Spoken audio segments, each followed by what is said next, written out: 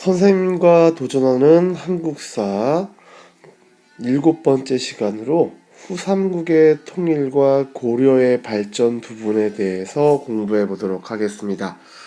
자, 후삼국의 성립과 그 다음에 고려라고 하는 나라의 건국에 대해서 알아보도록 할게요.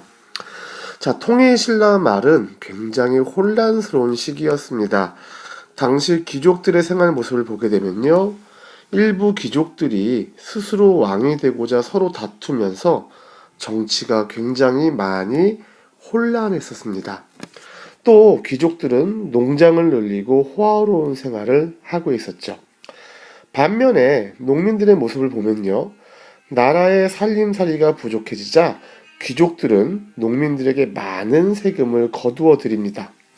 자, 농민들이 많은 세금을 걷게 되자 생활이 어려워진 농민들은 살던 곳을 떠나서 떠돌이가 되거나 도적이 되었습니다. 또는 전국 곳곳에서 농민들이 더 이상 못 살겠다 하고 봉기를 일으키면서 관청을 습격하기도 했습니다. 자, 그러면서 호족이라고 하는 지방 세력이 등장하게 됩니다. 호족들은 자기가 살고 있는 지방에 성을 쌓고 군사를 모아서 그곳의 백성들을 독자적으로 다스렸습니다. 또는 자신들이 가지고 있는 군사력을 믿고 새로운 나라를 세우기도 했는데, 그렇게 새로운 나라를 세운 후백제, 후고구려, 그리고 신라를 통틀어서 후삼국이라고 부르게 되었습니다.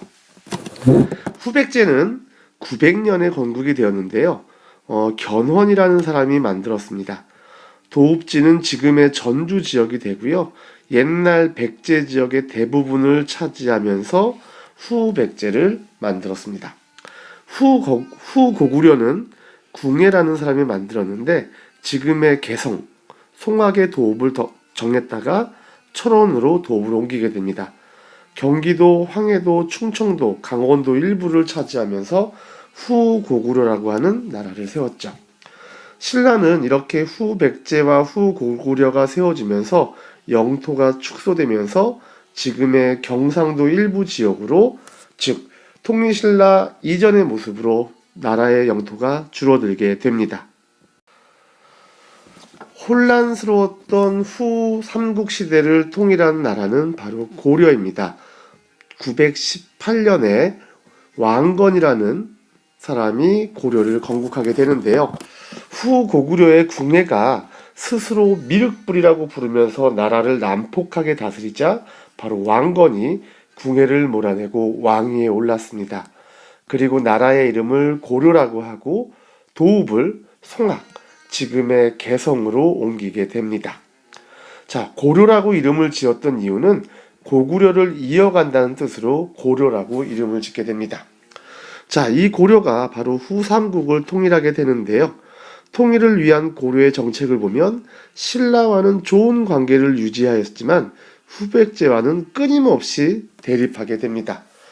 후삼국의 통일 과정을 보게 되면요, 927년 공산전투에서 후백제군이 고려에게 큰 승리를 거두게 되는데, 이 공산은 지금의 대구 지역입니다. 하지만 힘을 다시 키우게 된 고려 왕건은 930년 고창 전투에서 후백제군을 크게 무찌르게 됩니다. 그러던 중에 935년 신라 경순왕이 스스로 나라를 왕건에게 넘겨주게 됩니다. 그 이후 후백제가 멸망하고 후삼국 통일은 936년에 이루어지게 됩니다. 이 후삼국 통일의 의의를 보게 되면요, 정말 실질적인 민족 통일이라고 할 수 있게 말씀드릴 수 있을 것 같습니다. 후백제와 신라를 통합하게 되고요, 발해 유민까지 받아들였기 때문이죠. 그리고 지방 세력이 정치 참여를 하게 되는 기회가 되게 됩니다. 지방 사람들도 이제는 관직에 오를 수 있게 된 거죠. 또한 옛 삼국의 문화, 고구려, 백제, 신라의 문화를 받아들여 새로운 민족 문화, 고려 스타일을 만들 수 있게 된 계기가 후삼국 통일의 의의라고 말씀드릴 수 있겠습니다. 후 삼국을 통일한 고려는 나라의 기틀을 다지기 위한 다양한 노력을 하는데요. 특히 고려를 세운 왕건은요, 안정을 위해서 호족, 지방 세력을 자기 편으로 끌어들이기 위해서 노력합니다. 또한 민족 통합을 위해서 후 삼국 출신뿐만이 아니라 발해 유민까지 적극 받아들입니다. 또한 민생을 안정시키기 위해서 원칙에 따라 세금을 거두어 들여서 백성들의 부담을 줄여주었고요. 북진 정책, 고려는 고구려를 이은 나라이기 때문에 고구려의 옛 영토를 회복하기 위해 북쪽으로 영토를 넓힙니다. 이 왕건은 훈요십조라고 해가지고 자신이 후대 왕들에게 10가지의 가르침을 남깁니다. 이 가르침의 주된 내용은 백성들의 생활을 안정시키고 단합된 사회를 이루라는 내용이 담겨져 있습니다.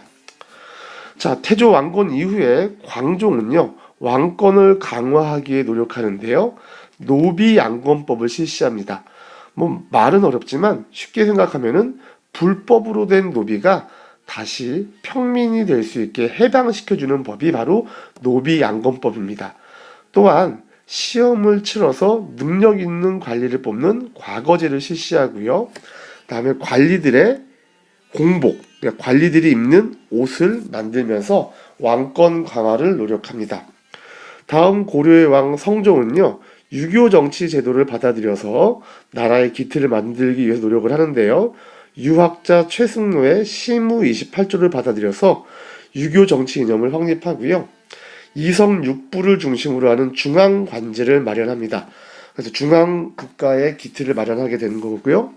전국 주요 지역에 12목 지방에 대한 통치를 강화하기 위한 지방 관리를 파견하게 됩니다.